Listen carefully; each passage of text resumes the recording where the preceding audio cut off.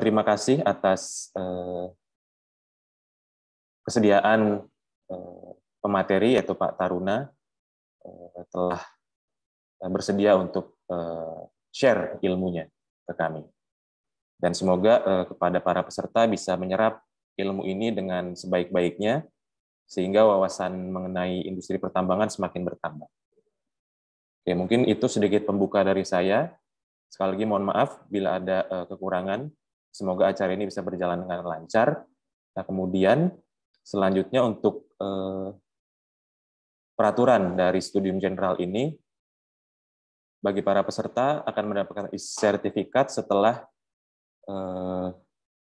mengisi survei awal dan survei akhir.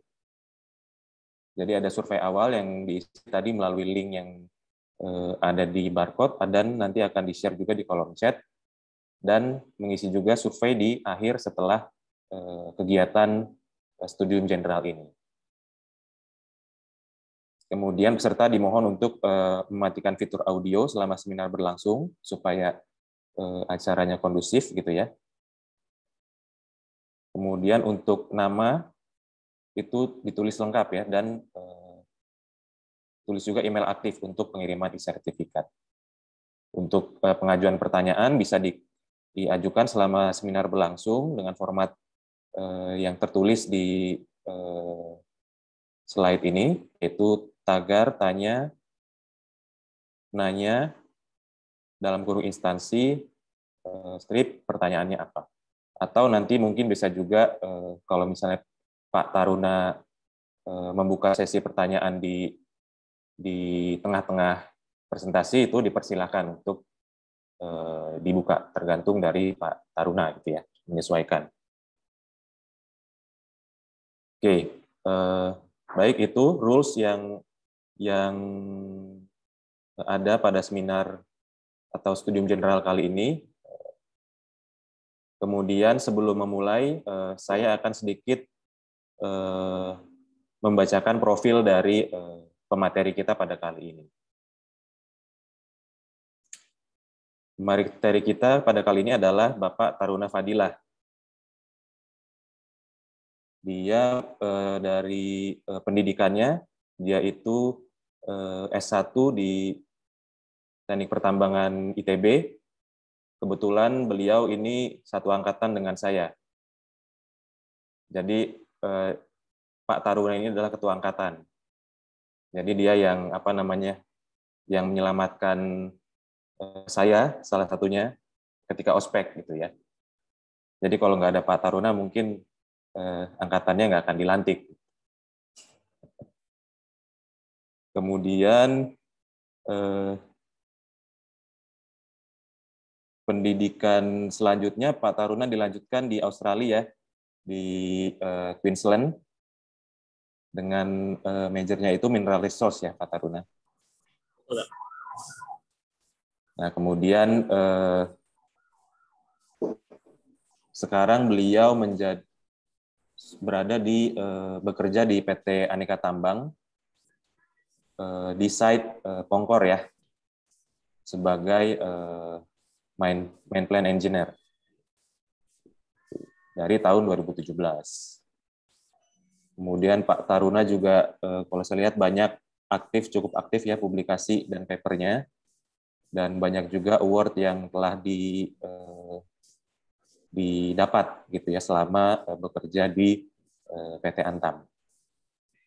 Mungkin itu pemaparan singkatnya. Kalau misalnya lebih dalam lagi mungkin Pak Taruna sendiri yang akan memperkenalkan. Untuk itu langsung saja saya serahkan layar dan waktu untuk Pak Taruna untuk memulai SG ini. Terima kasih Pak Taruna. Untuk layar dan waktu dipersilakan. Terima kasih Pak Fadil. Assalamualaikum warahmatullahi wabarakatuh. Waalaikumsalam. Apakah suara saya terdengar jelas, Bapak, Ibu-ibu, teman-teman? Jelas, Pak. Jelas. Untuk slide-nya juga sudah terpampang? Sudah, Pak. Oke, mungkin bisa kita mulai. Nanti ini saya bawakan rada santai, jadi kalau misalkan ada pertanyaan bisa langsung tanya di chat. Nanti untuk Bapak moderator, Mbak Bu Jarwinda atau Pak Alisio atau Pak Fadil, nanti bisa disampaikan pertanyaannya, atau nanti langsung open mic juga nggak masalah, biar langsung bisa saya jawab pertanyaannya. Takutnya nanti kalau misalkan di akhir malah kelupaan bahannya yang mana. Jadi tidak apa-apa, nanti kalau misalkan mau dipotong untuk bertanya, tidak masalah. Oke, kita mulai. Bismillahirrahmanirrahim. Assalamualaikum warahmatullahi wabarakatuh. Selamat pagi. Yang saya hormati Bapak Fadil, Ibu Jarwinda, dan Pak Alio, serta teman-teman mahasiswa yang mengikuti studi general ini. Nah, di sini saya dihubungi Pak Fadil kemarin untuk membawakan presentasi tentang pengenalan kegiatan penambangan di Antam UB Antam, khususnya Antam UB Pongkor. Nah, untuk perkenalan, nama saya adalah Taruna Fadilah. Ini saya sekarang menjabat sebagai Main Plant Engineer UB Pongkor. Saya mendapat sertifikasi yaitu pengawas operasional pratama, masih yang tahap pertama, Bapak Ibu. Kalau misalkan di tambang itu ada 3 tingkatan. Setelah pratama ini ada madya, setelah itu baru POU atau yang utama. Nah, itu biasanya akan diambil sesuai dengan jabatannya. Nanti kalau masih engineer itu nanti bisa pertama, kalau udah asisten manajer atau manajer itu yang madya, kalau udah KTT bisa yang POU. Itu adalah sertifikasi yang ada, sertifikasi yang ada di dunia pertambangan. Lanjut, ini kuliah saya dulu kuliah bareng Pak Fadil seperti tadi yang disebutkan. S1 Teknik Pertambangan Institut Teknologi Bandung. Saya masuk 2009, lulus 2015. Jadi lumayan lama. Saya 6 tahun untuk kuliah S1. Bareng Pak Fadil juga mungkin wisudanya. Ya, bareng Pak Fadil. Ya, bareng Pak. Ya, bareng Fadil. Bareng wisudanya. Terus setelah itu saya ya proyek-proyek, bekerja baru melanjutkan ke University of Queensland Master of Mineral Resources. Saya di sana 2 tahun. Setelah itu lulus baru bekerja di agen jual beli mineral. Setelah itu baru saya tahun 2018 atau 2017 akhir saya baru masuk masuk Antam. Jadi saya terhitung baru 3 tahun lebih lah masuk bekerja di Antam.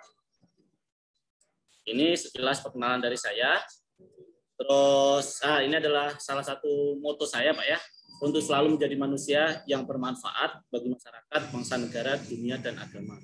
Nah, ini adalah moto saya, tapi yang di belakang itu adalah suasana diskusi, Wak. Suasana diskusi kalau misalkan kita berada di Antam Pongkor atau tamu-tamu yang lain. Jadi kita diskusi di stopnya, di tambangnya, pakai lampu, pakai wear pack lengkap atau baju kerja yang lengkap seperti itu. Ini terus, nah ini sekilas Antam. Yang pertama adalah Antam adalah merupakan salah satu perusahaan terbuka di bidang pertambangan dengan komoditas yang terdiversifikasi dan operasi yang terintegrasi secara vertikal. Nah, ini maksudnya perusahaan terbuka itu kita terdaftar di bursa saham ya, ANTM, kode sahamnya. Terus kita maksudnya terdiversifikasi itu kita macam-macam, ada bisnis di nikel, ada bisnis di emas, ada bisnis di bauksit, terus pengolahannya. Nah, vertikalnya ya kita yang emas ini kita nambang dari batuan, kita tambang jadikan diolah menjadi perhiasan atau bahkan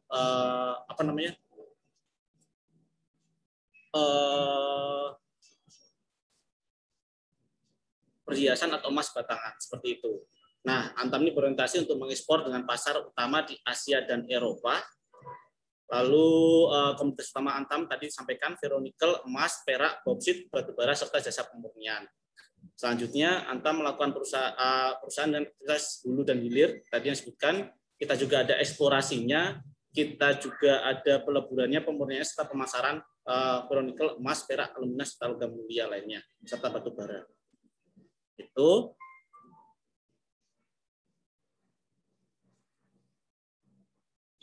sebentar ke sini. Nah, ini adalah wilayah operasi dan eksplorasi Antam tersebar di seluruh Indonesia. Di Jawa sendiri ada 4, yaitu di unit eksplorasinya Geomin itu kantor pusatnya. Tapi eksplorasinya itu di mana-mana, ada di Aceh, ada di Jambi, Ada di Kalimantan, ada di Sulawesi Tenggara, ada di Maluku, ada di Papua, tersebar dimanapun. Lalu di Kalimantan ada 2, yaitu tambang bauksit dan pabrik chemical grade alumina Tayan. Jadi itu bauksit nanti diolah menjadi alumina. Lalu yang selanjutnya tambang emas Gosowong, tambang emas Cibaliung, tambang pengolahan pemurnian logam mulia di Jawa, tambang nikel Pomala, ferronikel Pomala, dan tambang nikel Tanjung Buri dan Pulau Pakal. Seperti itu. Itu oke, itu wilayah operasi dan eksplorasinya. Lanjut ke slide berikutnya. Nah, ini kita menuju ke antam emasnya, khususnya Pongkor. Kita melakukan produksi sepanjang 24 jam sehari, 7 hari seminggu dalam setahun. Jadi kita full operasi dari tanggal 1 Januari jam 12 malam sampai 31 Desember jam 12 malam. Seperti itu, kita full operasi dalam setahun.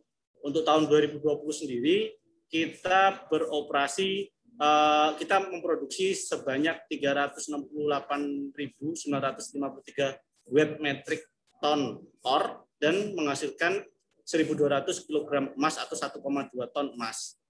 Secara administrasi, Pongkor berada di Gunung Pongkor, Desa Bantar Karet, Kecamatan Nanggung, Kabupaten Bogor, Provinsi Jawa Barat, Indonesia. Jadi kita ada di Bogor, di Jawa Barat, Indonesia. Terus letaknya sekitar 80 km dari Jakarta. Luasnya sendiri yaitu sekitar 6.000 hektar dan 6.000 hektar itu IUP kita atau pasar penambangan kita. Namun yang dibuka untuk infrastruktur dan penambangannya hanya 200 hektar karena kita berada di bawah tanah.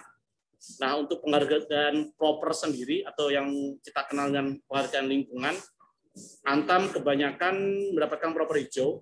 Proper hijau terakhir 2020 juga mendapatkan proper hijau. Tapi tahun 2017 kita mendapatkan proper emas dan alhamdulillahnya tahun ini 2021 kita menjadi kandidat proper emas.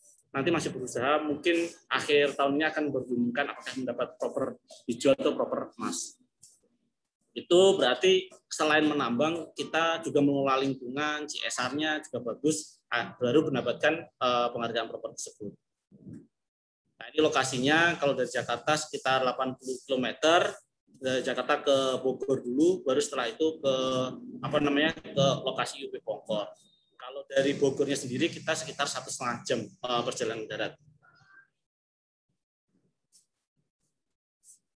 Nah, ini lokasi IUP-nya. Seperti ini bentuk IUP-nya. Nah, ini adalah sejarahnya Pongkor. Kita mulai eksplorasi itu di tahun 1974. Nah, uniknya kita eksplorasi pertama itu bukan eksplorasi mencari emas dan perak, tapi mencari PP dan ZN. Baru setelah itu ditemukan urat kuarsanya yang mengandung emas dan perak di tahun 81. Tahun 88 eksplorasinya baru dilakukan secara sistematik dan menyeluruh detail. Tahun 1991 itu baru dibuat studi kelayakannya atau namanya FS kalau sekarang ya, FS Feasibility Study. Setelah itu baru 192 dimulai pembuatan jalan dan di tahun 94 plannya atau pabriknya selesai produksi, baru kita mulai aktif produksi mengolah sendiri tahun 94.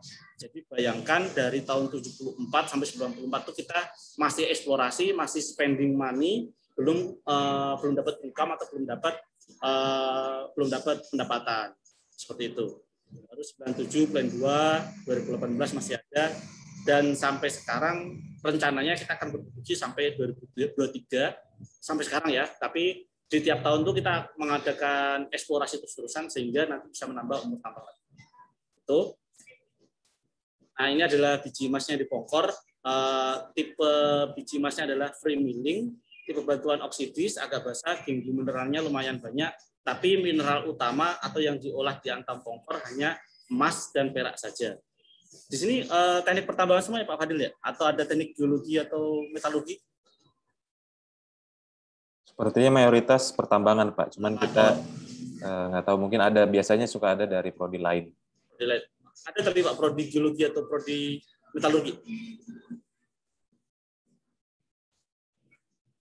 Maksudnya ada di ITERA? Ada. Oh, ada. Geologi ada, Kalau metalurgi nggak ada, adanya material kita. Material. Oh, ya, jadi kalau kita bekerja di dunia tambang tuh kerjasama ya Bapak-Bapak ya, nggak cuman teknik pertambangan saja, tapi bisa campur teknik metalurgi atau teknik geologi. Itu biasa yang apa namanya core-nya atau pemain utamanya di dunia tambang. Nanti ditambah ada geodesi atau pengukuran yang lain.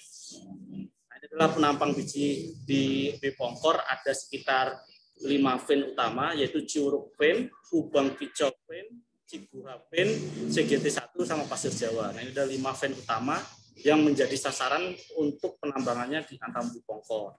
Kalau misalkan dilihat, kita berada di level 500 sampai 700 meter. Nah, ini adalah tantangannya kita di Pongkor untuk menentukan sistem penambangan apa yang akan kita buat di Pongkor. Nah, metode penambangannya yang kita lakukan adalah metode cut and fill yang berada di tambang Ciguha Utama, Kubang Kicau, Ciuruk, dan Bidang Handak. Lalu di tambang tersebut juga ada metode long hole. Bedanya apa? Kalau cut and fill itu kita hanya menggunakan batang pemboran sepanjang 3 meter. Kalau long hole itu kita biasa menggunakan sekitar 7 sampai 10 meter untuk pemborannya. Bedanya seperti itu.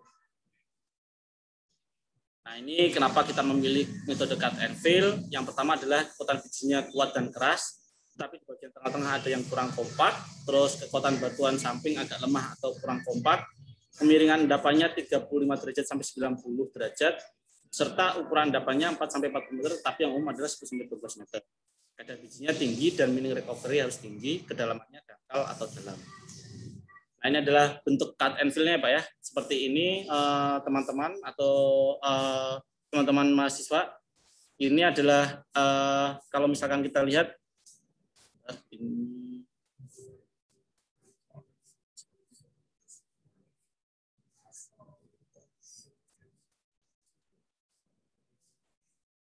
Oke, kalau misalkan dilihat ini adalah cut and fill stoppingnya. Ini adalah LHD-nya. Kalau misalkan kita lihat LHD itu adalah load hold down. Itu adalah alat untuk marking ya, untuk loading dari ore yang setelah di blasting. Ini yang kecil ini adalah jumbo drill. Ini juga jumbo drill. Nah, nanti akan dilihat seperti ini videonya.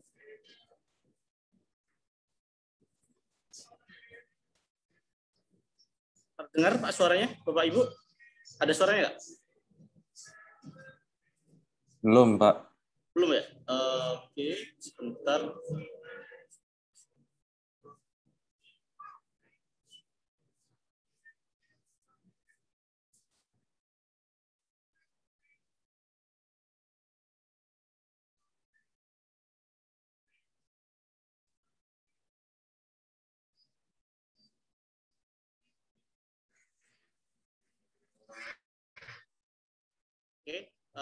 Is for steeply dipping and sometimes irregular ore bodies, and preferred by mines that require the capability of selective mining and adaptability to variations in the rock mass. Nah, ini adalah It is generally referred to as a small-scale mining method. Mining is carried out in horizontal slices along the ore body, Nah, ini adalah where the metode bottom cut and slice fill-nya. is mined first. The excavated area is then backfilled, and production continues upwards. Nah, ini Bapak Ibu, bedanya cut and fill dan metode yang lain tuh, cut itu kan artinya bisa diterjemahkan apa namanya produksinya Pak ya. Kita produksi satu slice pertama di sini. Satu slice pertama di sini. Nah, nanti setelah itu kita filling kan misalkan ini Pak, produksi kita misalkan 1000 ton per hari. Nah, kadar yang kita ambil itu hanya 5 gram per ton. Nah, jadi kan yang lain itu adalah waste atau batuan yang tidak diharapkan ikut. Nantinya akan di filling atau diisikan kembali ke sini, namanya cut and fill, seperti itu. Each production level is accomplished by Ini adalah cut pertama atau stop pertama atau front pertama.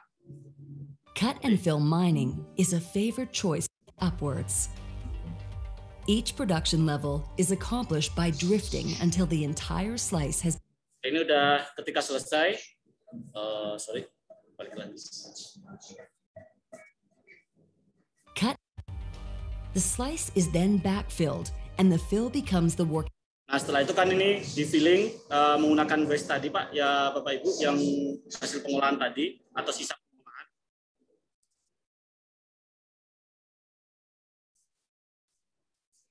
until the entire slice has been mined. The slice is then backfilled, and the fill becomes the working platform from which the next level is mined. Backslashing is done for providing access to the upper slices within the stope. Nah, when a stope is complete, kalau misalkan dilihat tadi, misalkan dilihat di sini. Nah, ini kan tadi lapisan pertama sudah selesai ditambang, terus setelah itu sudah selesai di filling, kita naik lagi ke lapisan berikutnya. Seperti itu. Jadi itu namanya cut and fill. Lanjut. Nah, ini seperti ini sampai naik ke lapisan ketiga seperti itu. Biasanya kalau di antam pongkor setelah lapisan ketiga kita akan melakukan long hole atau upper hole tadi itu. Kita ke sini ke video. Development. To mine the ore in one of the slices, we first need to drill blast holes. The next steps are charging and charging adalah pengisian bahan produknya, dan lalu ini adalah blastingnya. Nah, di blasting ini sangat penting ventilasi karena ada gas beracun yang dihasilkan, maka kita harus melakukan ventilasi atau smoke clearing agar aman untuk berikutnya. The rock needs to be reinforced. How this is done is decided by the mine for each individual situation. Seperti itu. Ini adalah penyanggaannya, bolting dan lain-lain. Until the entire slice of the ore has been mined. Since the mining can be tailored to suit the shape of the ore body, it is possible to minimize dilution of waste rock. To get access to more production points, a second entrance can be opened at another level in the ore body. Nah, ini seperti ini. In parallel.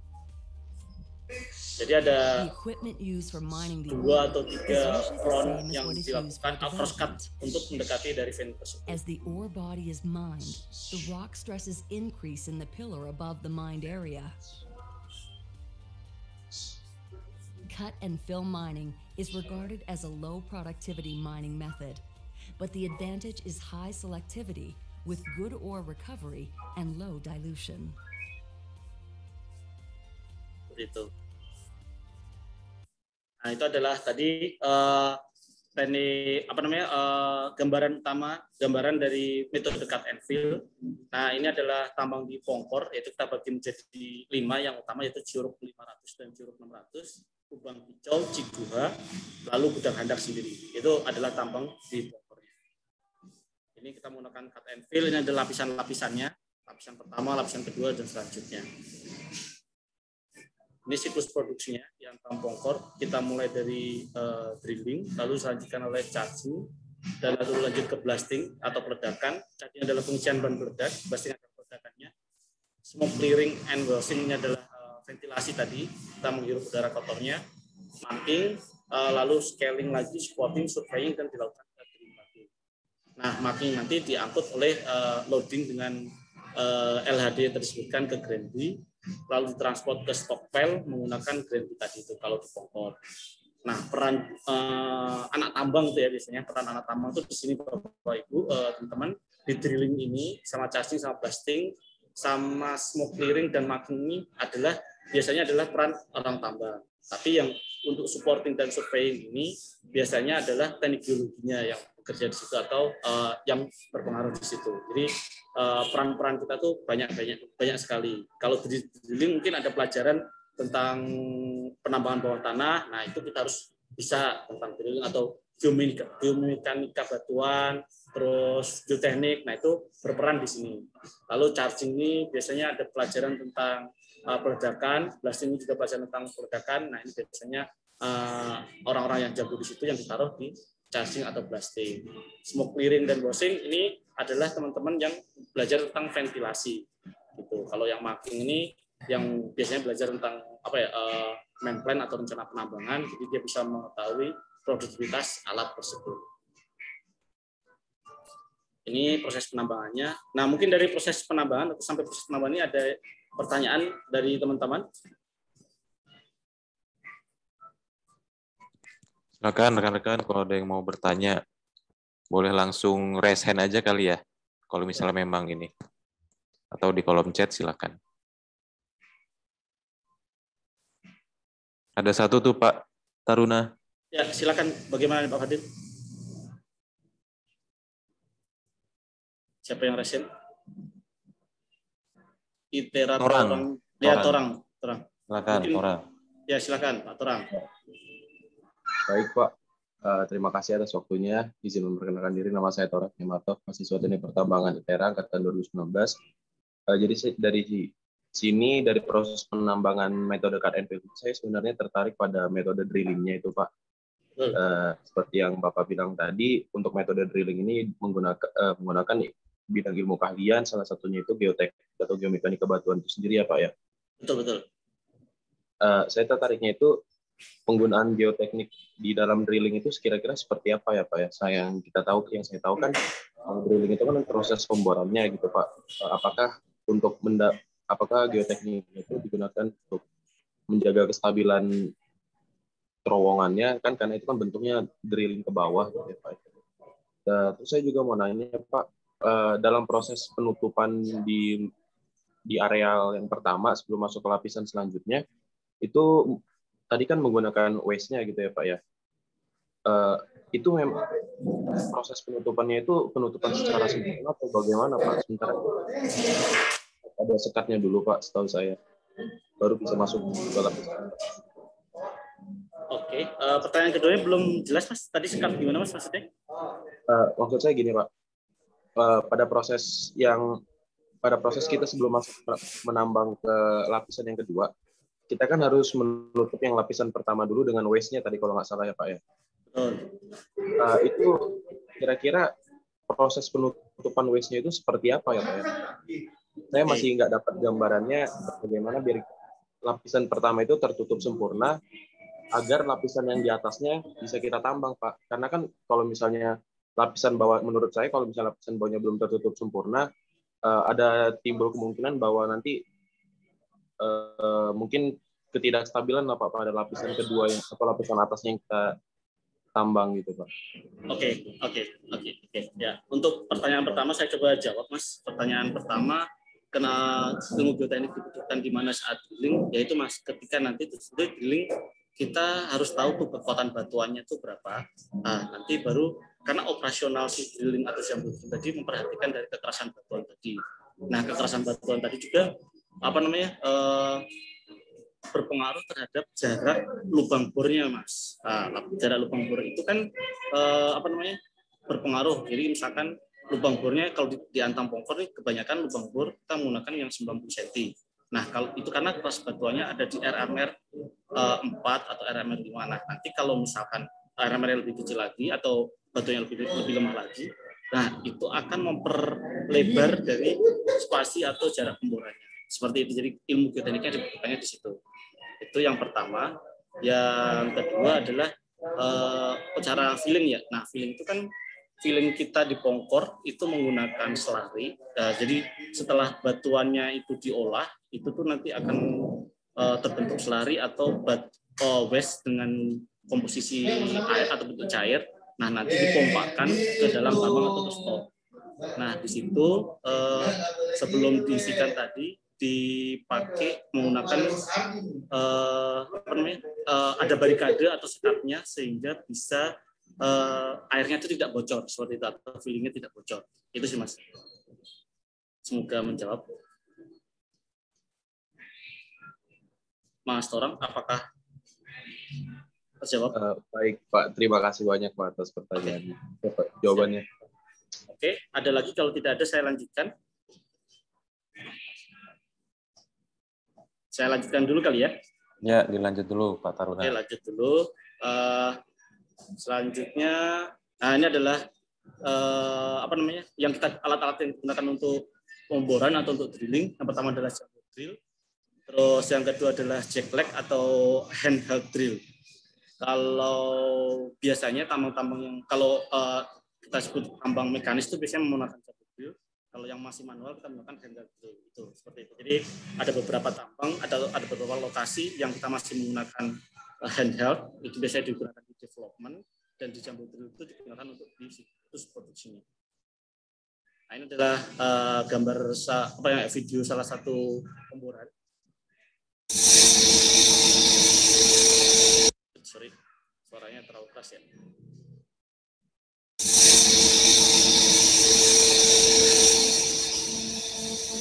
Jadi ini adalah salah satu pemboran long hole-nya.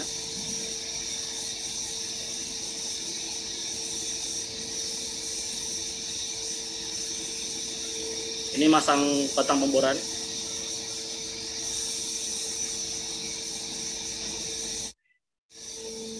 Nah, ini pemborannya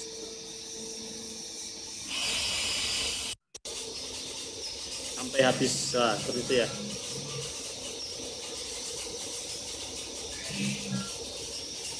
Oke, nah kita ada beberapa jumbo drill. Lalu setelah jumbo drill tadi kan charging, blasting, lalu dilakukan marking. Kita ada beberapa LHD, load hole dam, ada beberapa merek yang kita gunakan. Salah satunya adalah Wagner, ada beberapa juga. Nah, adalah marking dan hauling-nya. Yang broken ore tadi hasil pedakan kita angkut menggunakan LHD dan mentrak, lalu ditumpahkan menuju stockpile di level bawah. Terus dari stockpile ke loading ore diangkut menggunakan grand car, ditumpahkan ke dumping point atau casing. Lalu LHD kita ada Toro dan Atlas Copco, mentraknya ada EGG dan Paus seperti ini. Ini loading sistemnya dari LHD atau wheel loader. Nah, ini adalah proses markingnya.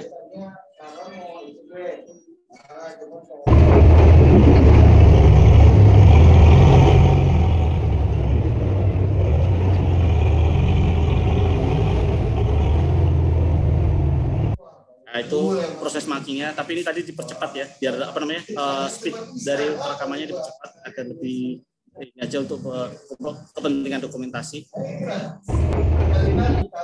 Nah, ini tadi kan kita udah loading, si LHD tadi ngambil ore yang udah di blasting. Nah, ini adalah proses loading atau nah ini kita bisa lihat LHD-nya ngambil ore yang sudah di blasting.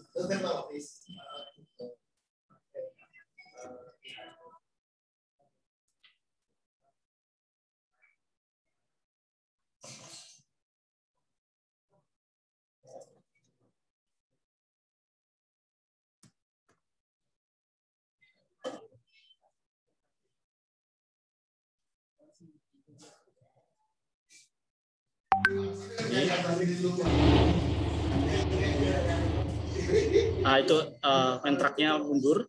Setelah itu si LHD-nya menumpahkannya itu di mentraknya. Jadi kalau di underground itu gelap seperti ini, Bapak Ibu, teman-teman, ya kita cuma pakai senter, ventilasinya terbatas, penerangannya terbatas, jadi benar-benar harus waspada. Seperti itu.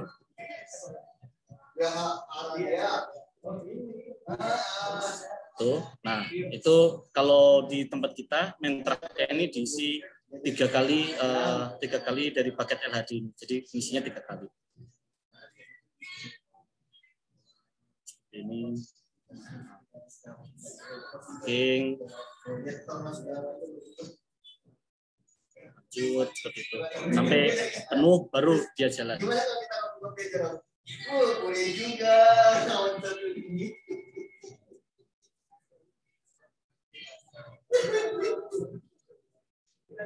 Itu ini proses markingnya atau loading mentraknya. Nah, setelah tadi selesai loading, dibawa ke stockpile ore atau mark bay-nya, dilanjutkan transportasi ore tadi menggunakan seperti ini, kereta listrik. Kita punya beberapa kereta listrik, ada Clayton mereknya seperti ini. Nah, ini cara pengoperasiannya, ada rem, ada speed control, drum reverse, terus ada roll stick-nya. Setelah itu, jadi kita juga menimbang dari hasil blastingan tadi atau hasil tambang tadi. Penimbangan dilakukan untuk mengetahui berat ore yang ada di Granby. Granby berhenti sekitar 15 detik untuk ditimbang. Hasil timbangnya akan diakumulasikan menjadi hasil produksi harian. Nah, ini adalah jaringan rel transportasinya. Panjang rel 4.000 meter. Sorry saya ralat, kalau panjang relnya adalah 3,5 kilo atau 300 meter sendiri. Dari portal depan ya, dari stockpile ini ke tambang yang paling jauh yaitu tambang Ciuruk itu sekitar 3.500 meter atau 3,5 kilo. Nah, ini adalah cara dampingnya, mengaitkan air hose ke grandi, tarik hose pelan-pelan, dan di posisi miring perlahan, dan di posisi miring perlahan, lalu memastikan ore jatuh ke stockpile. Ini adalah jaringan rel transportasinya dan jaringan MHL kita, manhole leads kita. Konstruksi relnya, ya, ini juga penting untuk dipelajari di teknik pertambangan. Ini kita kalau di tambang underground itu tidak ada sinyal Indosat atau Telkomsel atau sinyal sinyal telekomunikasi yang lain. Kita menggunakan sinyal radio. Nah, ini karena kita hanya mempunyai satu, ini Bapak Ibu ya, kita cuma punya satu pintu dan itu hanya muat satu mobil, jadi agar bisa bolak-balik kita menggunakan sistem komunikasi agar ketika kita mengarah ke dalam jalurnya kosong, ketika mengarah keluar tidak ada mobil yang masuk. Kalau ada mobil yang masuk, ada mobil yang keluar, takutnya akan tabrakan seperti itu. Ini adalah perawatannya, loli dan grandi dan relnya. Ini loading point tadi, karena kita ada beberapa tambang, ada tambang Ciuruk, Kicau, dan Ciguha, atau tambang Buta Handak. Ya, kita mempunyai loading point di setiap satu tambang tadi mempunyai satu loading point. Nah, ini adalah pemantauan dari rencana tambang seperti ini. Jadi kita menggunakan software Surpak, Bapak Ibu, teman-teman. Dan ini penting juga untuk dipelajari ya di dunia, terus nanti pas waktu kuliah. Kenapa? Karena biasanya kalau bisa software, baik itu AutoCAD atau Surpak atau software-software yang lain itu akan mempunyai nilai lebih ketika nanti akan apply kerja atau yang lainnya. Itu. Nah, ini adalah perencanaan penambangannya. Kita menggunakan software AutoCAD juga, jadi software dasarnya kita AutoCAD. Nah, ini adalah bentuk secara foto aerial dari Pongkor. Ini terlihat administrasi atau kantor administrasi di situ. Ini adalah pengolahannya, kantor pengolahan. Nah, kalau ini adalah crushing plant-nya, itu adalah IPAL-nya, main waste water treatment plant. Itu jalan menuju ke tambang salah satunya, dan ini adalah kantor tambangnya. Kalau tambangnya sendiri, karena kita underground, sebetulnya tambang kita ada di sini. Tapi karena kita underground nggak kelihatan, kita nggak bongkar surface. Nah, ini tadi yang dibilang jaringan rel tuh ini, terus ini adalah si stockpile tadi yang disampaikan berulang-ulang. Nah, ini kalau teman-teman yang suka pengukuran atau belajar tentang survei atau geodesi, bermanfaat juga di tambang. Karena apa? Karena setiap kemajuan yang sudah kita lakukan itu harus diukur agar ketahuan berapa banyak ore yang keluar. Tadi kan kita mempunyai penimbangan. Nah, itu dikonfirmasi dengan kemajuan tambang yang diukur secara saintifik seperti ini. Nah, ini juga pengukuran, baik itu di surface ataupun di stockpile. Kalau yang surface ini biasanya digunakan karena sesuai peraturan SDM, yaitu untuk pemeriksaan patok batas. Nah, ini adalah drill pattern atau yang biasa disebut teknik peledakan. Ini adalah pola peledakannya. Kita menggunakan daya gel atau power gel, lalu menggunakan argo dan detonator sendiri untuk peledakan. Ini peledakan dilakukan 1 jam sebelum akhir shift kerja, 30 menit clearing area dan 30 menit roasting time. Target fragmentasi peledakan adalah kurang dari 40 cm sebanyak 85%, seperti itu. Nah, ini adalah pola peledakannya. Kadang kita pakai bit yang 45 mm, kadang yang 64 mm. Nah, ini adalah rangkaian dari peledakan atomnya, cara merangkai peledakannya.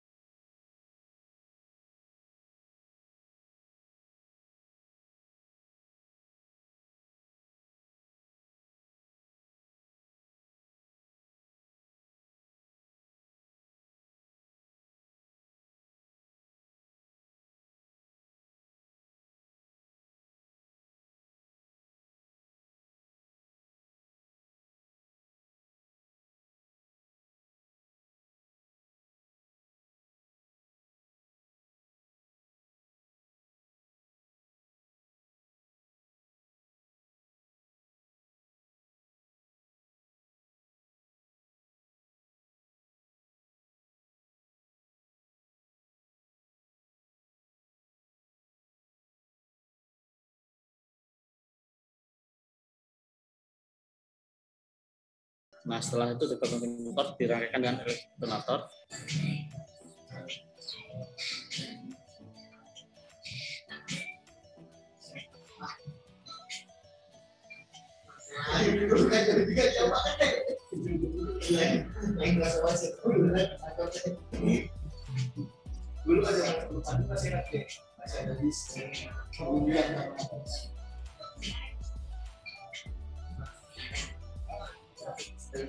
Ini ada sertifikasinya Bapak Ibu ya, sebelum kita diperbolehkan untuk merangkai ini.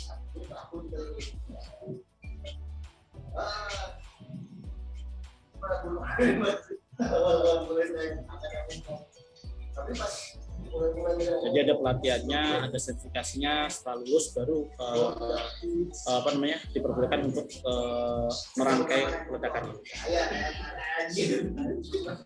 Jadi diledakan.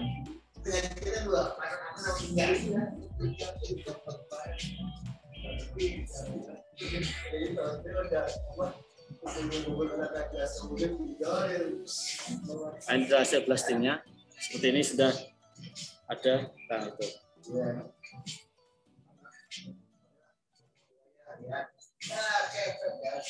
Nah, tadi kan sudah berbicara sampai blasting. Setelah blasting, marking dan lain-lain, selanjutnya sebelum dilakukan drilling lagi, dilakukan supporting. Ini teman-teman geoteknik biasanya yang ada di sini.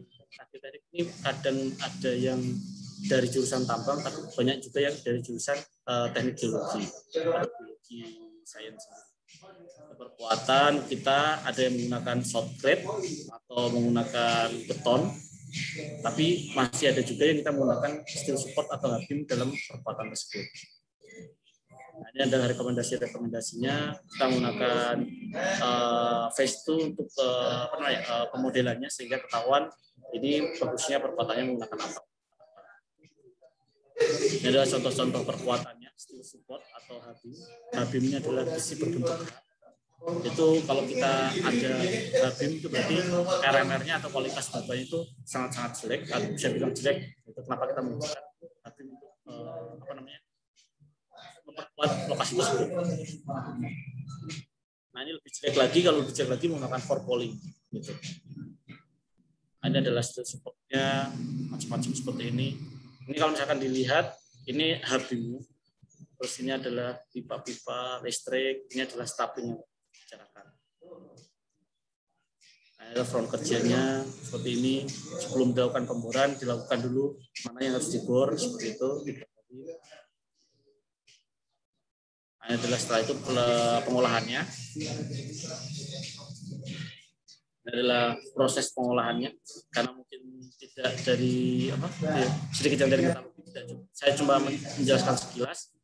Dari stockpile, terus nanti akan diolah di brushing, di milling, terus nanti dicampur dengan cyanida, diolah, dicuci, baru nanti keluar si logam emas tentunya.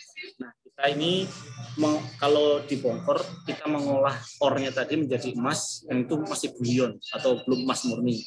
Nah, bullion tadi kita antar atau kita jual, kita pasarkan ke Logam Mulia, salah satu perusahaan Antam, salah satu bidang bisnis Antam juga yang mengolah bullion tadi menjadi emas batangan atau emas perhiasan. Seperti itu. Nah, ini mungkin itu yang bisa saya sampaikan dari sekilas Antam Bpongkor. Kurang lebihnya mohon maaf, kalau ada pertanyaan dipersilakan. Thank you. Baik, terima kasih Pak Taruna atas pemaparannya yang sangat-sangat menarik ya, informasi yang cukup bermanfaat nih buat adik-adik mahasiswa khususnya. Untuk ya walaupun nggak bisa melihat secara langsung, tapi ada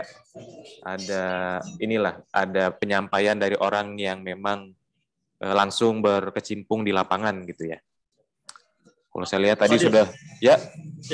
Kalau misalkan tidak COVID nih Pak, biasanya banyak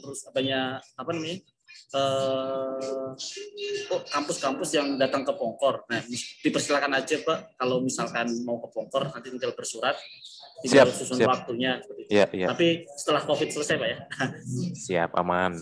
Oke, jadi ya sudah dijelaskan dari mulai sejarahnya ya, yang awalnya memang ternyata bukan mau mencari emas, tapi mencari PBZN. Tapi ketemunya emas, ya udah dilanjutkan untuk eksplorasi emas dan produksi sampai sekarang gitu ya. Dan masih produksi Pak Taruna ya sekarang? Masih produksi Pak, direncanakan sampai 2023. 2023, oke. Baik. Tadi dari prosesnya juga dari mulai drill blast, kemudian smoke clearing, dan selanjutnya di marking, kemudian ditransport ore-nya, kemudian supporting, itu sudah dijelaskan semua. Jadi sekarang ya langsung aja kita buka sesi tanya jawab ya. Di sini sudah ada satu di kolom chat yang bertanya, yaitu dari Yuda Habeni. Izin bertanya Pak, untuk metode cut and fill di PT Antam, biasanya satu blok mungkin satu level kali ya, satu levelnya itu membutuhkan waktu berapa lama gitu ya, dari mulai tadi ya siklus prosesnya itu dari mulai drill blast, kemudian marking sampai filling lagi.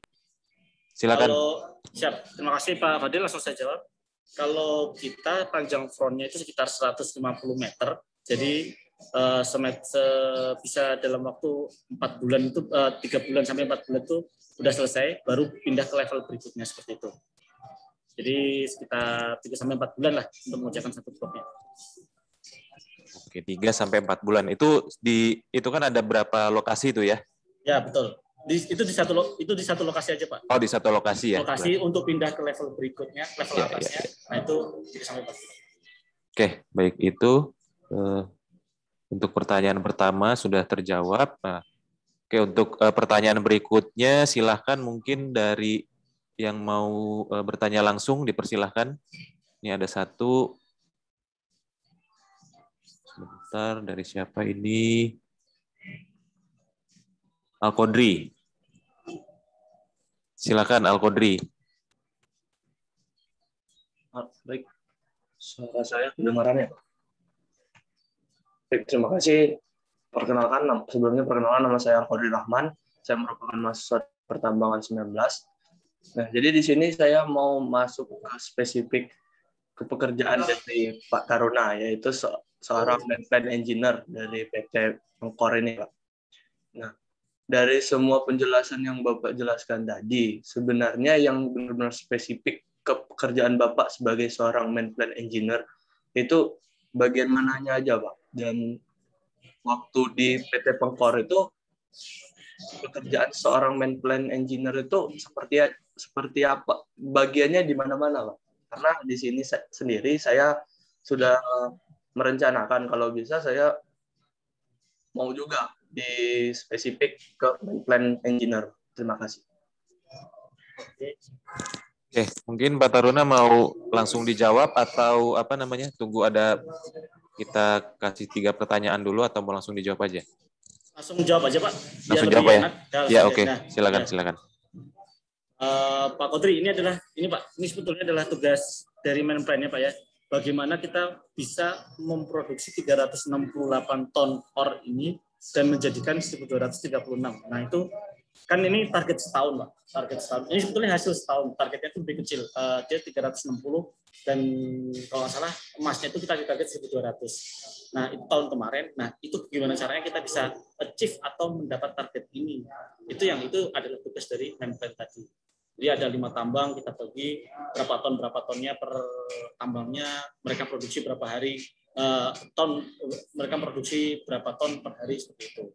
Software yang kita gunakan sendiri tadi saya sampaikan untuk membantu proses main plan-nya tadi kita menggunakan software Surpak biasanya sama Datamain kan, lalu AutoCAD. Nah, seperti ini Pak, kita lihat prediksi zona abukan, ini jaraknya segini dengan finger. Nah, ini adalah rencananya seperti ini Pak, kita mainkan di Mainscape, nanti Surpak itu akan berlanjut ke Mainscape sehingga bisa ketahuan alur produksinya setiap hari, setiap minggu, setiap bulan, hingga bisa tercapai target yang kita inginkan.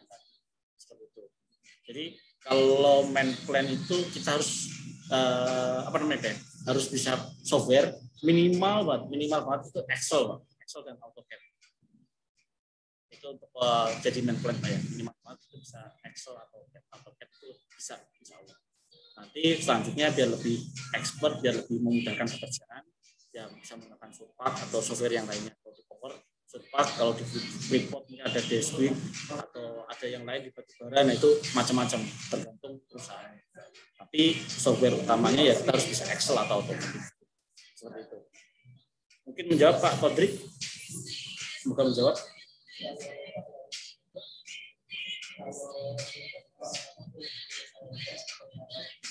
Ini Pak Adil, bisa saya menambahkan sedikit Pak? Ya, silakan Al Qadri. Baik, ya itu mungkin yang ini ya Pak, yang pekerjaan kita di kantor. Kalau seorang main plan waktu terjun ke lapangan itu ngapain aja Pak? Apa? Oke. Seperti apa?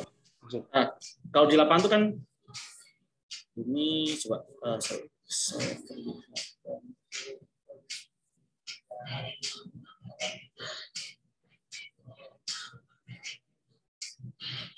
jadi secara di lapangan masih terlihat ya di slide-nya? Masih, Pak. Masih.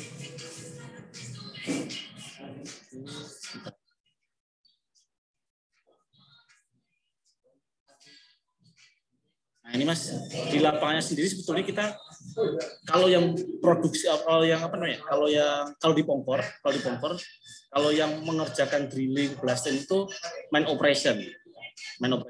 Nah, tapi nanti si main plan tadi itu ngecek Pak, kan ini front ini itu ada rencananya dibuka nih 5 meter kali lebarnya 5 meter, tingginya 5 meter. Nah, kita harus ngecek tuh main plan apakah betul dibukanya 5 meter atau 5 meter seperti itu. Terus tadi kalau misalkan scheduling filling di daerah mana, kita harus memastikan fillingnya tuh sesuai tanggal, sesuai rencana. Kenapa? Kalau misalkan tidak, kan tadi filling itu harus penuh dulu, baru bisa mengerjakan filling itu harus penuh dulu di lapisan bawahnya ini, baru kita bisa mengerjakan lapisan atasnya. Nah, jadi kita harus mengecek seperti itu Pak. Itu adalah salah satunya di situ.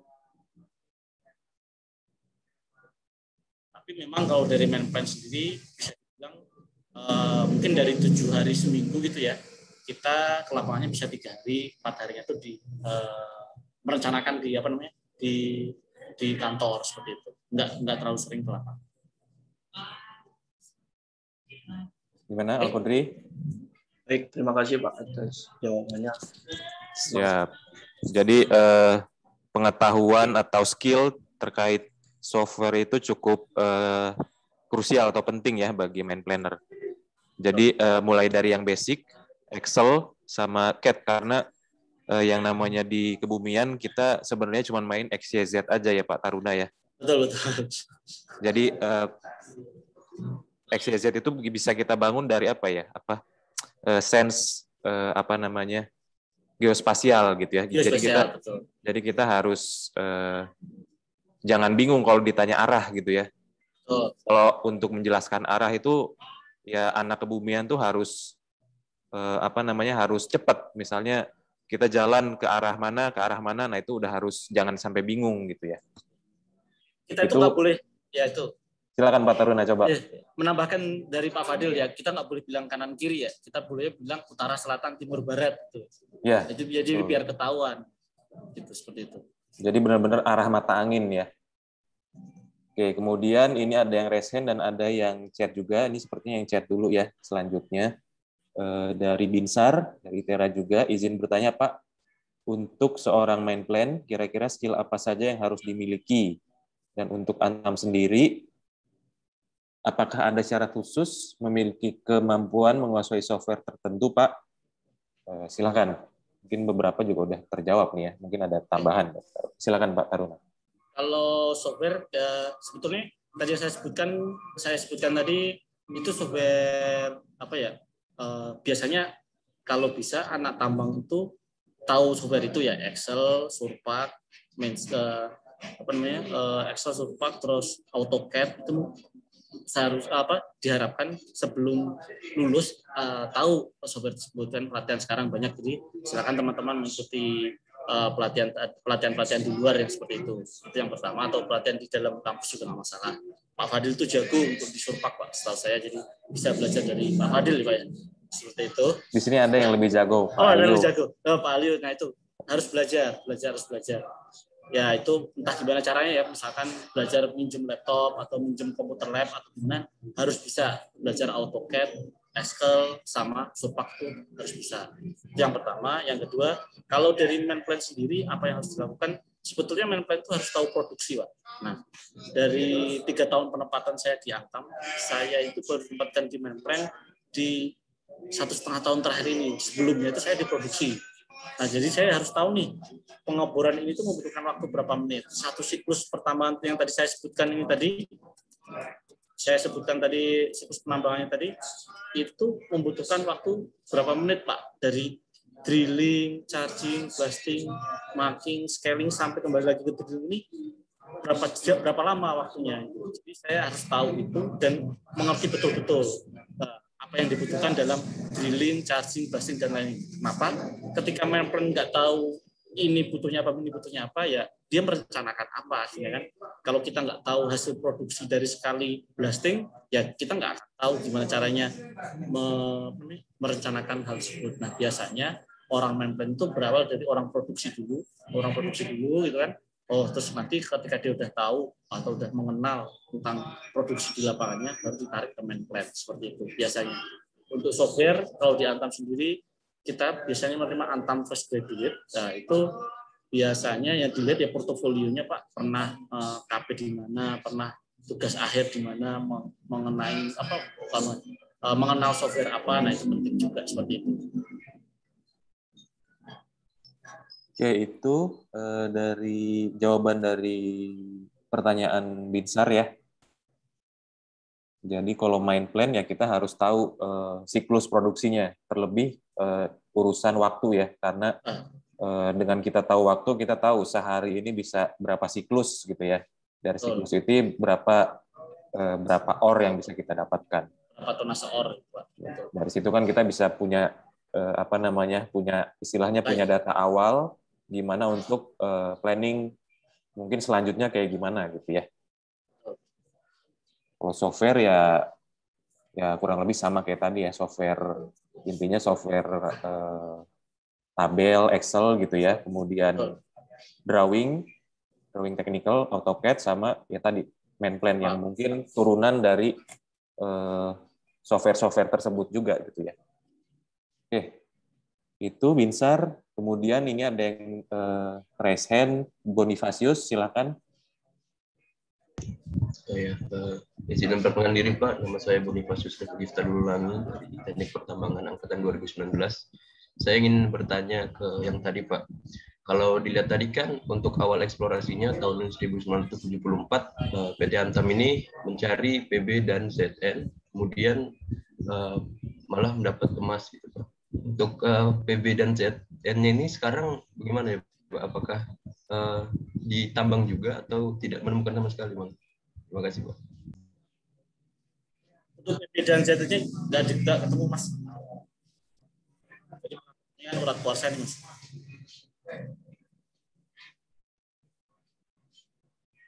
Itu Mas Bonifacius. Jadi PB dan ZN-nya bisa dibilang tidak ditambang. Nah, yang kita temukan malah urat kuarsa. Kan kalau zaman dulu belum ada teknologi ini, masih aerial photograph, terus belum ada teknologi geofisika, mungkin belum bagus gitu kan. Jadi kalau saya dengar ceritanya, ini dulu eksplorasinya itu cuma ini, Pak. Jadi kayak misalkan di peta geologi Van der Mellen tuh ya. Itu di situ tuh ada urat kuarsa atau ada urat-urat yang mungkin akan berpotensi. Nah, dikirimlah orang Antam ke sana, gitu, seperti itu. Oh, ternyata malah ketemu urat kuarsa yang kandungnya emas dan perak, seperti itu, Pak.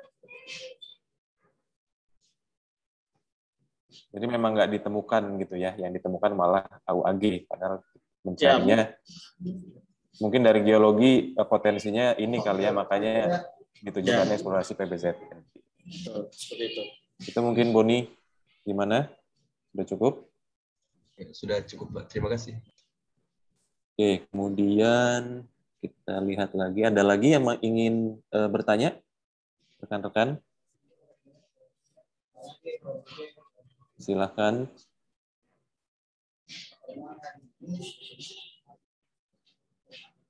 Kalau di sini ada yang belajar teknik peledakan Pak Fadil? Belum Pak. Ini masih belum ada ya? masih semester 5 Oh, semester 5. mahasiswanya. Sekarang itu lagi mekanika batuan. Nah, itu teman-teman harus belajar mekanika batuan dengan seksama ya, maksudnya dengan cermat gitu. Tahulah diagram Mohr itu apa. Nah, itu jadi harus tahu itu kayak gitu-gitu. Pak Taruna, mungkin boleh di-share terkait informasi gimana kelanjutan Antam set Pongkor ya khususnya. Informasi kemarin tahun 2019 mau close main gitu. Atau ini dilanjutkan 2023 gitu. Biar tahu nanti karirnya kalau mau adik-adik ke sana kan ada peluang gitu, Mas. Oke, jadi intinya gini Mas, saya balik ke sini lagi Mas ya. Nah ini, saya nyampein ini aja dulu Mas. Jadi yang pertama memang kalau dulu waktu saya kuliah juga Mas, Pongkor itu udah dibilang habis lah 2019 atau 2020 habis. Nah, tapi kan sebelum habis itu kita selalu eksplorasi ternyata Pongkor tuh. Kayak tahun ini pun juga eksplorasi, tahun kemarin juga eksplorasi, dan akhirnya di tahun 2020 kita visibility lagi, studi kelayakan lagi, bisa memperpanjang umur jadi 3 tahun. Tahun 2020 kemarin, di 2021, 2023 kita masih bisa nambang lagi. Nah, sekarang ini Mas, kita masih eksplorasi lagi, pemboran lagi. Nanti kalau misalkan dihitung kan Mas ya, dihitung secara ekonomi, secara macam-macam masih menguntungkan, ya mungkin masih masih panjang lagi umurnya seperti itu. Nah, kalau misalkan nanti mungkin Pongkor tutup gitu kan, wah Pongkor itu atau Antam itu punya banyak perusahaan nih Mas, punya banyak set ya, ada eksplorasi bromine, ada tambang bauksit, ada tambang nikelnya, ada tambang emas yang lain. Nah, itu mungkin kita bisa ke sana. Dan si Antam ini kan tergabung dalam namanya Main ID Mas ya, Main ID. Nah, Main ID itu ada Freeport, ada PTBA, ada yang lain. Nah, itu mungkin bisa diarahkan ke sana juga. Seperti itu sih Mas. Jadi kalau mau masuk Antam, ya dipersilakan. Saya promosi, silakan. Mau masuk Antam, nggak usah takut masa depannya, karena Insya Allah si Antamnya perusahaan yang BUMN dan mempunyai banyak set ya, jadi bisa kita tempatkan mana saja seperti itu. Jadi prospeknya masih ada lah ya istilahnya gitu. Untuk Pongkornya sendiri masih ada, untuk Antamnya, tambang-tambang nikel yang lain, tambang-tambang profesionalnya masih ada. Jadi masih panjang lah si umur Antam ini Pak, seperti itu. Tapi ini Antam nggak punya unit bisnis di Sumatera ya, Pak Taruna ya? Dulu ada anak perusahaan namanya Indonesia Coal Resources Pak, di Jambi kalau nggak salah, di ICR ya, ada itu. Tapi saya kurang kopi akhirnya seperti apa. Tapi yang jelas dulu pernah punya tambang batubara di Jambi. Itu berarti anak perusahaan ya, anak perusahaan. Betul, ya. Batu bara berarti itu ya. Batu bara ya. Oke, silakan mungkin rekan-rekan peserta, apakah ada pertanyaan mungkin dari dosen juga, kalau ada pertanyaan silakan.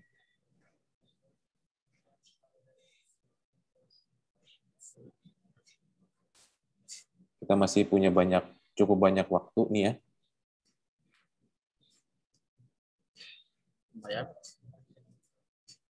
Kalau misalnya sudah tidak ada, Mas, Anda tanya dikit Mas. Nah, ini ada Pak Alio lagi.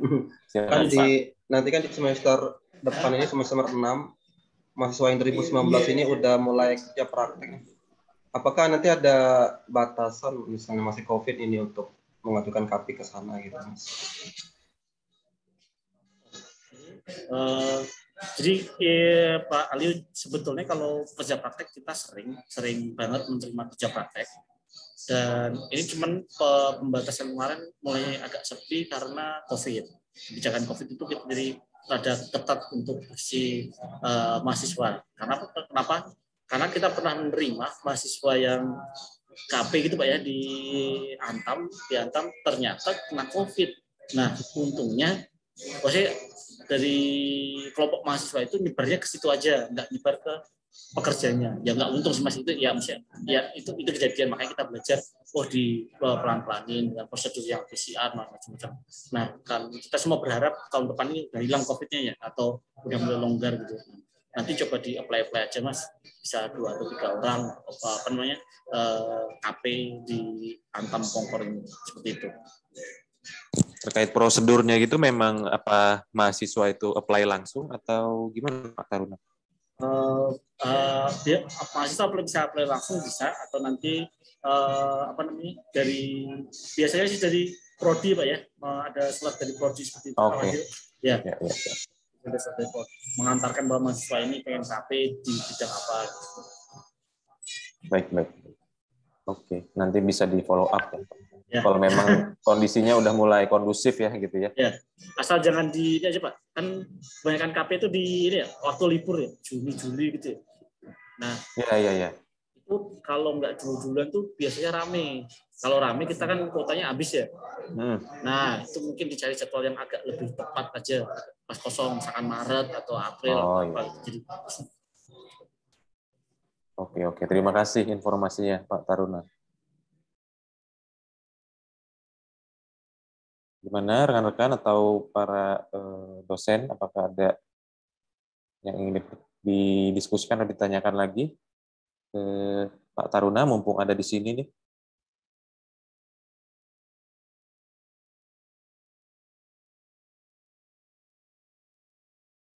Kalau tidak ada, mungkin ini Pak Taruna punya agenda ya, mau mengadakan kuis gitu ya bagi rekan-rekan peserta. Jadi nanti kabarnya nanti akan ada sedikit hadiah gitu ya bagi yang poin tertinggi nih ya kalau kuisis nih ya. Nah, nanti silakan Pak Taruna nih dijelaskan kuisnya. Masih di mute Pak. Saya coba stop share ya. Nah ini silakan gabung di kuisis ini. Silakan bergabung. Terus apa namanya? Nanti yang 3 besar akan mendapat pulsa ya Pak ya. Besarannya mungkin 100.000 tiap orangnya. Jadi nanti gampang. Nanti silakan dicatat Pak siapa yang menang biar bisa ditransfer. Ya. Itu Pak Fadil ya. Ya. Ya kan lumayan buat beli kuota. Dan ada voucher dari Antam. Kita jalan-jalan ke Antam kan dapat voucher biasanya. Linknya apakah udah di-share Pak Taruna? Sudah di komen Pak, di komen ada tuh. Di chat ya? Ya chat. Coba kita cek. Belum ada sepertinya. Belum ada. Coba di chat Zoom. Belum ada Pak. Belum. Itu chatnya direct message Pak. Jadi sebentar saya share. Oke, Tera. Ya.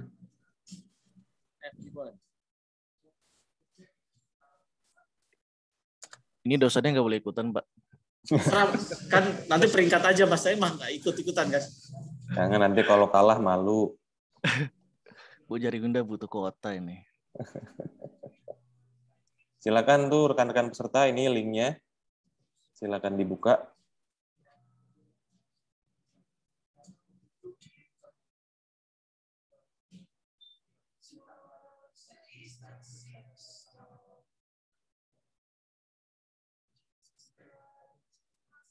Belum ada yang join ya?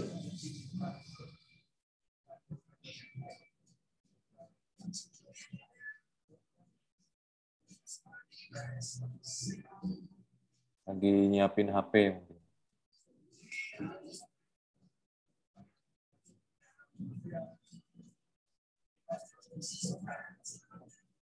Udah bisa join Pak Fadil? Seperti yang ke-share soalnya, Pak. Oh salah, malah soalnya ya? Harusnya di start live quiz dulu nggak sih? Baru nanti di-share code quizisnya.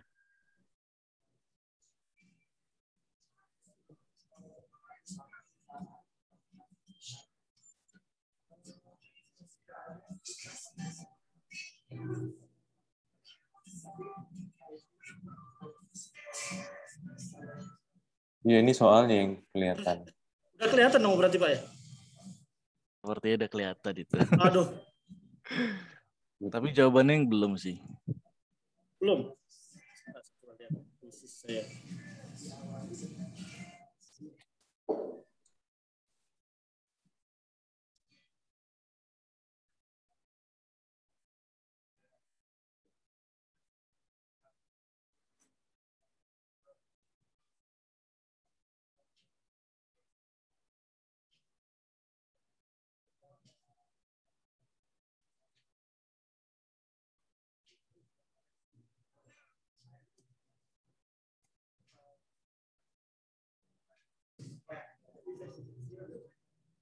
Pak Fadil. Ya Pak, gimana? Jadi sepertinya ada kendala teknis Pak. Nanti kalau kuisnya saya batalin aja Pak. Ya udah udah mungkin terlihat soalnya ya. Nah, ini aja nanti karena tadi ada beberapa pertanyaan ya Pak ya. Nanti silakan dipilih sama Pak Fadil 3 orang terbaik pertanyaannya. Nanti akan saya transfer pulsa. Atau Pak Taruna lah yang milih. Gimana? Tadi ada ada 3 ya? Ada 3, silakan siapa? Atau mungkin 1 dari yang chat, terus sisanya tadi kan ada yang nanya langsung ya. Oke, saya coba tadi. Berarti yang bagus yang tadi yang software tadi siapa ya? Yang software itu ini Binsar. Nah, Binsar 1, terus Yuda Habeni 1. Ya. Sama Kodiri tadi Pak ya? Kodiri. Al-Qodri. Oke. Jadi Binsar, Yuda sama Al-Qodri ya. Al-Qodri ya. Oke. Selamat buat ketiga peserta dapat hadiah gitu ya. Terima kasih Pak Taruna nih. Oke, baik. Kalau gitu ya, kalau misalnya ada pertanyaan lagi silahkan, masih ada kesempatan. Ya, mungkin ada pertanyaan lagi. Kita buka lagi. Mohon maaf nih Pak, tadi ada kesalahan teknis, kuisnya nggak jalan ya berarti ya? Ya nggak apa-apa Pak. Kalau mahasiswa nggak jadi kuis seneng biasanya. Oke. Nah ini ada 1 nih dari Iqbal. Silakan Iqbal. Izin masuk Pak, saya perkenalkan dulu, saya Muhammad Iqbal Farisi dari Angkatan 19 Teknik Pertambangan ITERA. Ini kan tadi Bapak bilangnya di Wangker itu pekerjaannya 24 jam, 1 minggu dalam 1 tahun ya Pak. Apakah ada kayak libur atau cuti gitu Pak buat itu pekerjaan? Terima kasih Pak sebelumnya. Oke, terima kasih Mas. Jadi itu kan Wangkornya berproduksinya 24 jam sehari, 7 hari seminggu, sepanjang 1 tahun ya Mas ya. Tapi sebetulnya di tambangnya itu kita bagi menjadi 3 grup. Untuk tambangnya itu kita bekerja dari jam 7:30 pagi sampai 7:30 malam, itu shift 1. Dilanjutkan shift 2 di 7:30 malam sampai 7:30 pagi itu. Nah, yang grup ketiganya itu libur. Nanti ketika yang grup 1 tadi jadi shift malam, jadi 7:30 malam sampai 7:30 pagi, yang grup 3 lagi libur masuk menjadi shift 1. Seperti itu Mas. Jadi gantian liburnya, gantian shift 1-nya, gantian shift 2-nya. Seperti itu. Untuk cutinya, untuk pekerja yang baru bekerja itu dapat cuti sekitar 13 hari setahun. Nanti kalau udah makin lama bekerjanya bisa mendapat sekitar 15 sampai 18 hari per tahun. Seperti itu Mas.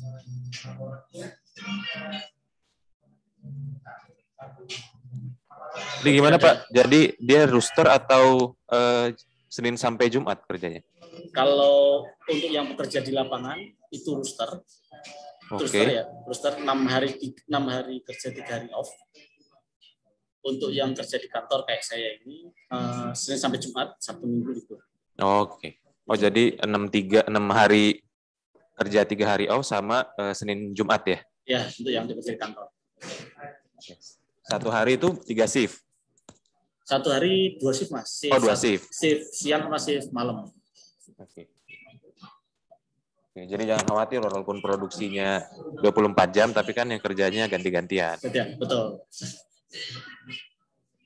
Oke, itu terakhir dari Iqbal ya. Oke, mungkin karena ini udah 10.30 ya, ya saya rasa udah cukup karena nggak ada pertanyaan lagi. Atau ditunggu 1 menit nih, kalau misalnya masih ada pertanyaan. Nah, ini ada kan, kalau di akhir biasanya suka ada. Al-Qadri lagi, silakan. Masih bisa saya bertanya, Pak? Lanjut, Pak. Lanjut. Baik, terima kasih. Untuk kan tadi Pak Taruna tadi bilang bahwa Pengkor itu masih melakukan yang namanya eksplorasi lagi. Jadi masih ada umur tambang dari Pengkor itu.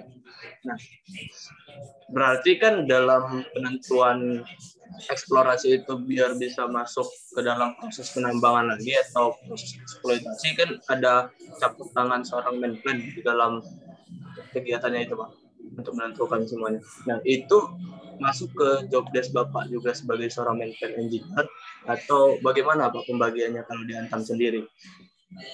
Apakah Bapak itu cuma fokus seperti yang Bapak bilang tadi yang mengukur produksi segala macam atau Mas terlibat juga di dalam proses eksplorasi untuk memfinalkan itu bisa ditambang atau tidak? Terima kasih. Kalau eksplorasi sebetulnya ada tim lain, Mas. Tadi yang namanya kan tim Geomin ya. Nah, itu yang eksplorasinya.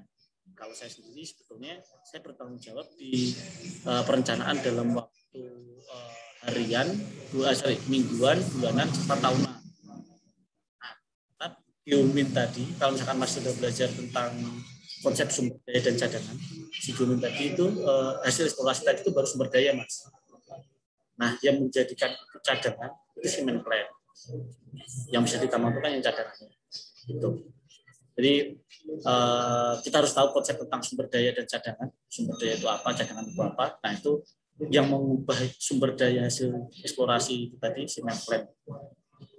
Itu main planner di Geomin ada main plannernya juga? Nggak ada, Mas Fadil. Oh, jadi dari Antam ya? Dari Antam Pengkornya seperti itu. Jadi setelah sumber daya di-provide sama Geomin, baru kita planningnya di Antam gitu ya? Ya, betul. Jadi kayak bagaimana, apakah bisa dibikin akses ke sana, cara nambangnya seperti apa, nah itu baru di plan Antam. FS-nya, kalau FS-nya Geomin juga? FS-nya, kalau FS-nya sebetulnya kan, FS kan panjang Mas ya, dari sumber daya, cadangan, itu gabungan. Kalau gabungan. Tapi yang jadi bab 5 atau bab 6 itu ya, yang tentang penambangan itu dari Antam Pengkornya. Oke. Sip. Gimana, Qadri? Ya, baik, terima kasih. Oke, silakan. Ada lagi nggak kesempatan terakhir nih untuk bertanya?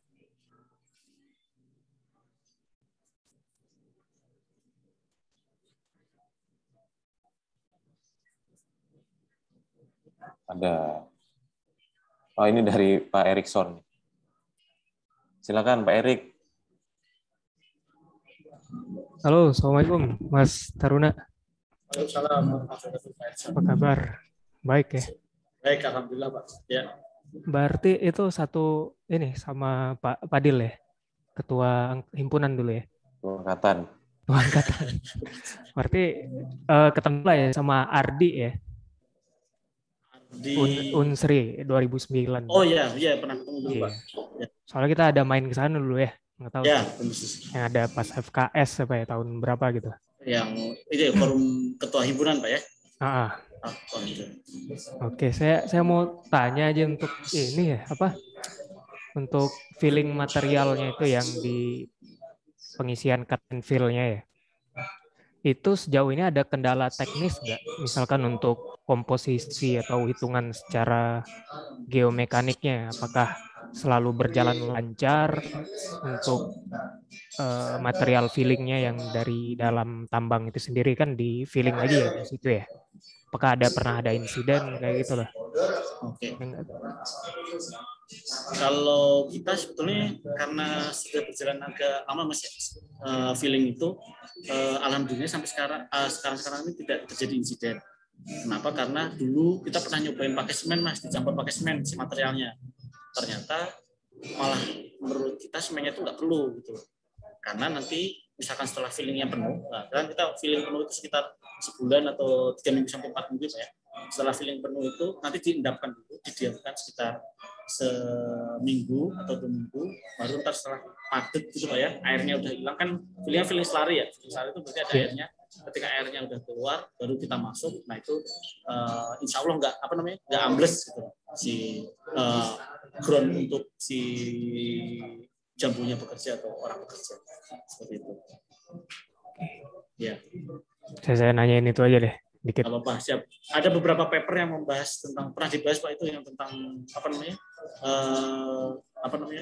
feeling di Pongkor. Ada beberapa mahasiswa yang pernah melakukan master kalau nggak tesis maksudnya. Bisa dicari sih ya.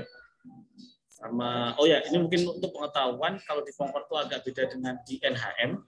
Kalau kita ini overhand Pak ya, jadi tambangnya itu feeling, setelah itu naik ke atas, feeling, naik ke atas, naik ke atas. Nah kalau di NHM sendiri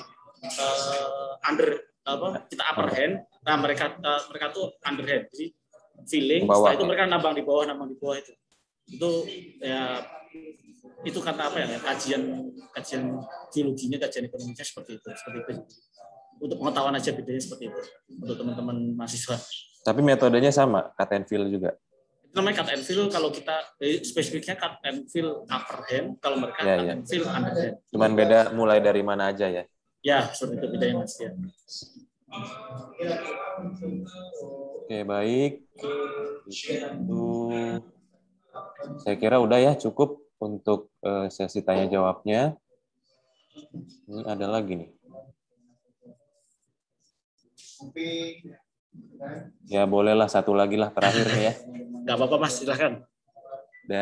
Di kolom chat dari Al-Hafiz Rabani, angkatan 2020, teknik pertambangan. Izin tanya Pak, ada tips dan trik tidak Pak untuk mahasiswa kaya ilmu yang harus banget dalam paham dasar yang ini bahasanya bahasa anak zaman now. Bentar ya. Tidak Pak, ilmu dasar kali ya. Ilmu dasar mungkin Pak. Ya. Ilmu dasar. Ilmu dasar apa yang harus dikuatkan gitu ya. Nah, betul. Sebagai seorang mungkin main plan engineer mungkin ya, silakan. Kalau main plan engineer yang jelas ya itu Pak, kita harus tahu peralatan tambang Pak ya. Yeah. Peralatan tambang ada ya peralatan. Ada peralatan tambang. Sebenarnya kalau main plan ini ilmunya agak banyak Pak. Jadi harus kita pakai peralatan tambang, harus punya ilmu geoteknik, harus punya ilmu ventilasi. Nah, itu macam-macam, tapi yang jelas peralatan tambang itu yang utamanya, sama sistem penambangannya kan. Jadi kayak ada mata kuliah main plan juga Pak ya, ada tambang. Nah, itu yang paling penting. Jadi bagaimana jadi ini, kalau tantangan di Pongkor itu, kita tuh kan tantangannya nggak cuman tonase, maksudnya nggak cuman kita ngeluarin batu bata berapa, tapi ada kadar emas yang harus yang minimalnya segitu yang keluar. Nah, itulah tantangannya di Pongkor. Jadi kita harus mengkombinasikan kadar-kadar emas itu mencapai yang diinginkan dan mencapai tonasnya itu sendiri seperti itu. Jadi off grade-nya lah istilahnya. Cut off grade-nya seperti itu. Ya ilmunya tadi harus belajar main plan, harus belajar peralatan pertambangan, harus belajar peledakan, harus belajar ventilasi seperti itu. Oke, itu ya tadi Al-Hafiz, mudah-mudahan bisa menjawab. Satu lagi tuh Pak. Satu lagi dari Cindy Angelita. Dia bertanya Pak, apakah PT Antam saat ini merekrut pegawai perempuan dan laki-laki, dipertimbangkan apakah lebih mengutamakan laki-laki? Ini perempuan gimana? Kalau di Antam itu tidak ada yang diutamakan ya, tidak diutamakan, semuanya bisa. Asal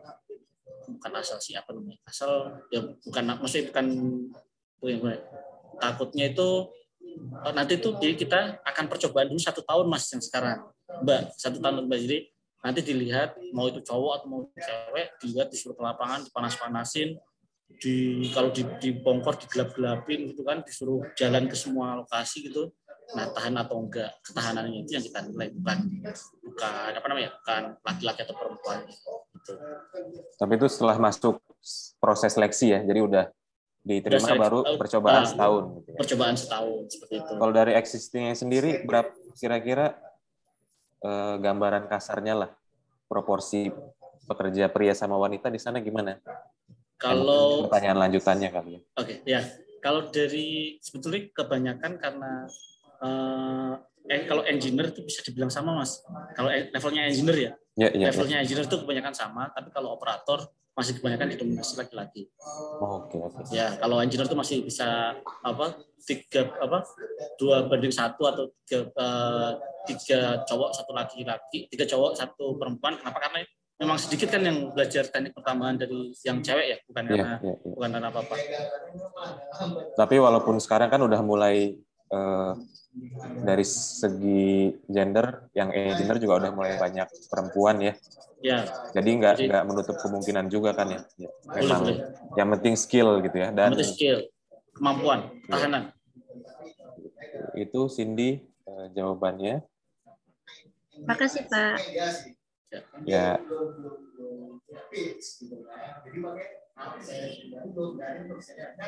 Oke. Dan ini udah 10.40, berarti udah cukup.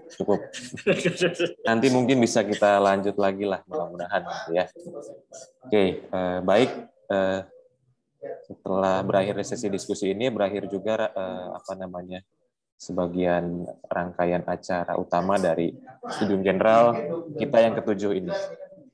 Terima kasih sekali lagi saya ucapkan kepada Pak Taruna yang telah mau berbagi ilmunya, berbagi wawasan dan pengalaman terkait tambang bawah tanah, khususnya di PT Antam ya, di Pongkor.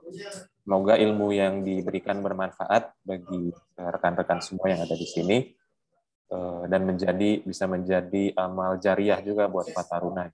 Amin. Dan para peserta bisa memanfaatkan ilmu ini dengan sebaik-baiknya. Kemudian untuk para peserta jangan lupa untuk mengisi survei akhir ya, karena untuk mendapatkan sertifikat para peserta wajib mengisi survei awal dan survei akhir. Bisa melalui barcode atau di kolom chat. Terima kasih sekali lagi saya ucapkan, mohon maaf apabila ada kesalahan dan kekurangan baik yang disengaja maupun tidak. Terima kasih atas partisipasi dan kesediaannya dalam acara ini. Saya akhiri. Assalamualaikum warahmatullahi wabarakatuh. Sampai ketemu di kegiatan selanjutnya. Terima kasih. Terima kasih Bapak-Bapak. Mohon maaf kalau teman-teman, Bapak-Bapak, mohon maaf kalau ada salah penyampaian. Sama-sama. Sukses, sehat selalu. Amin. Terima kasih Mas Taruna. Semoga bisa main-main lah kita ke Pongkor. Ditunggu Pak. Nah, silakan ya bagi para peserta untuk mengisi survei akhirnya.